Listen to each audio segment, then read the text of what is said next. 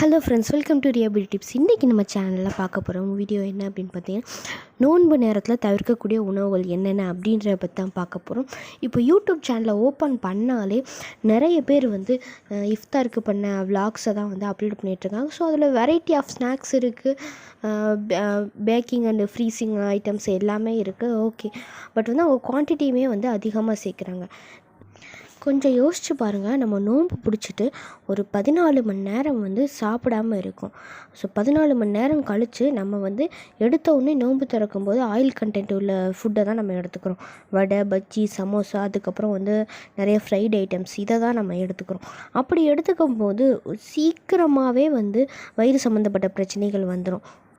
But அதுக்கு பதிலாக பேரிச்சம்பழம், தண்ணீர், நோம்பு கஞ்சி, இது மூணுமே வச்சு நம்ம நோம்பு திறக்கும்போது செரிமானம் ஈஸியாக இருக்குது. நோம்பு கஞ்சி ஈஸியாக செரிமானம் ஆகக்கூடிய ஒரு உணவு தான். ஸோ அதை வச்சே நம்ம நோம்பு திறக்கலாம்.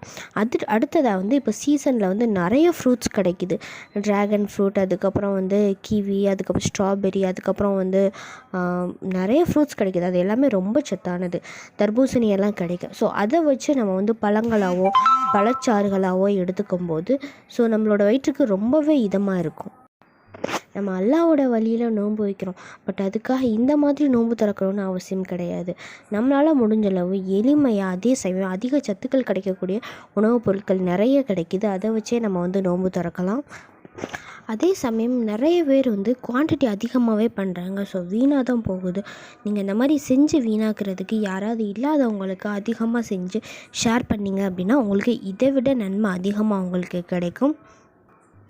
ஸோ உங்களுக்கு நீங்கள் நோன்பு பிடிச்ச நன்மையும் கிடைக்கும், அதே சமயத்தில் நீங்கள் தர்மம் பண்ண நன்மையும் கிடைக்கும்.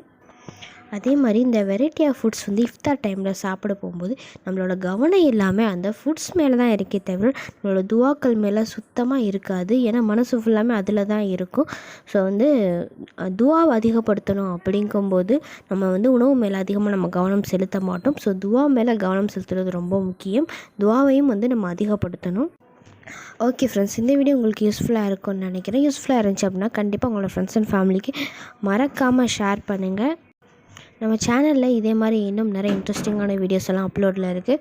ஸோ மறக்காமல் செக் பண்ணுங்கள். நிறைய நண்பர்கள் நம்மளோட சேனலை சப்ஸ்கிரைப் பண்ணாமலே பார்த்துட்ருங்க. ஸோ சப்ஸ்கிரைப் பண்ணிட்டு பார்த்தீங்க அப்படின்னா எனக்கு இன்னும் மோட்டிவேஷ்னலாக இருக்கும்.